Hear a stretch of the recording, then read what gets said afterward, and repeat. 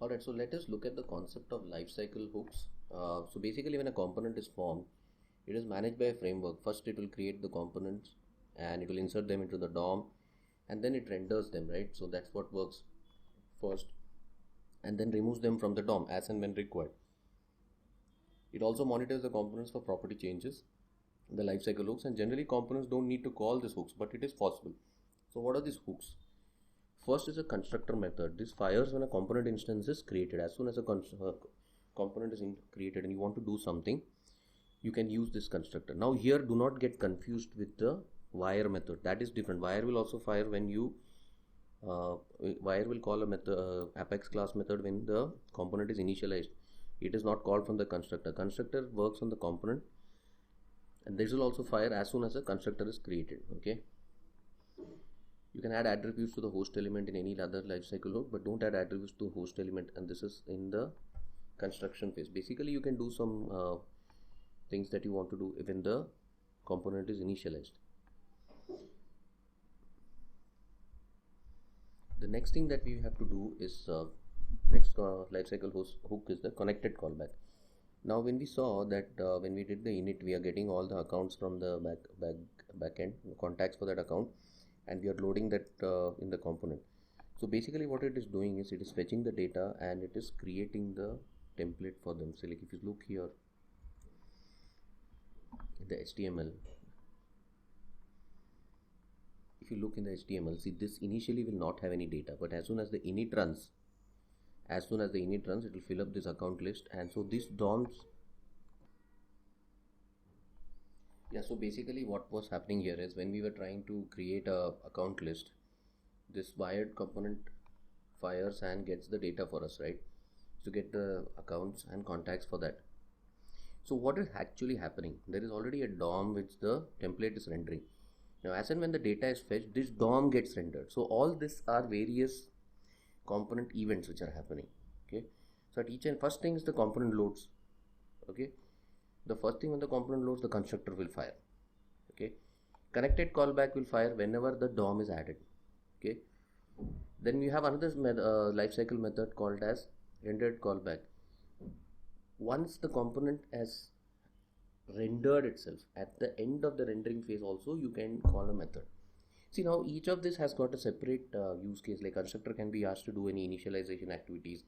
Connected callback can check for any component is inserted, do some any DOM check or anything. Rendered callback can also be used after the render. Like once you have sure that all the DOM elements are got, and suppose you want to do some action at that, and then you can do the rendered callback. So let us see all of this in action. And finally you have an handle errors with the error callback. Right now we cannot simulate this. But this is some tag that you can add to capture any kind of, sometimes JavaScript throws cryptic errors. So for that you can use error callback. Usage is very less, but if at all you're coming across some cryptic errors, you can use the error callback.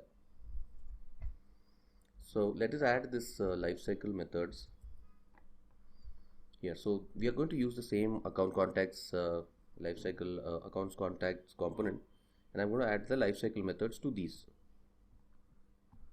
So what we're going to do now is we are going to have add the three methods: connected callback, rendered callback, and constructor. When you add a constructor, you have to add the super keyword to it. Okay, that's mandatory. That's how the constructor is implemented. So as everybody knows in object-oriented programming, constructor will have the same name as a class, but you don't need to give it like LC wired2. You can just give it a constructor. That's the difference. Now this will fire first as soon as the component is loaded. Then connected callback will fire when the DOM gets loaded. That is when there are some changes to this. That is when the record gets updated and the DOM gets updated. The connected callback will run, and rendered callback will run finally when the full component has got rendered. Right. So I'm just consoling this, and let us understand how these events work. Let's save all of this. Now so each of this event, based on different use cases, you can try to use them. But also do not get confused that the constructor and the add the wire are separate. Add wire will also run at initialization. Okay, constructor, it will call the class and method and come back. This is only for calling classes apex methods, whereas this is for local JavaScript work constructor. Okay. If you want to call something at init any Apex class method, use the @wire. That's more faster than you are calling it explicitly from the constructor. Okay, so this is all saved here.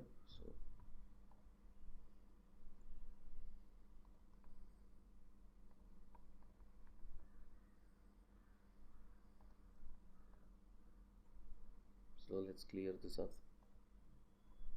Let's go to an account. So our component is going to get rendered. So let's see what happens here. So now see the, okay, it's still showing the test old stuff.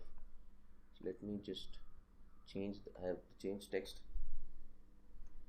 Remember, I have changed it now to this component LWC wired 2, which is the account and contacts. Remember, so that is the one which I have changed. I have added the 3 methods. Yeah. So now let us see the console log. Constructor ran, the first method has run, and then DOM has got added. This data has got created, and then component fully rendered. So now this is completed. That's what this does. So basically, these are the 3 lifecycle events. One is the constructor. Second is when the DOM has got added. Then component fully rendered. Okay. Now if you don't update anything, any data is not updated, then it will not show any of this.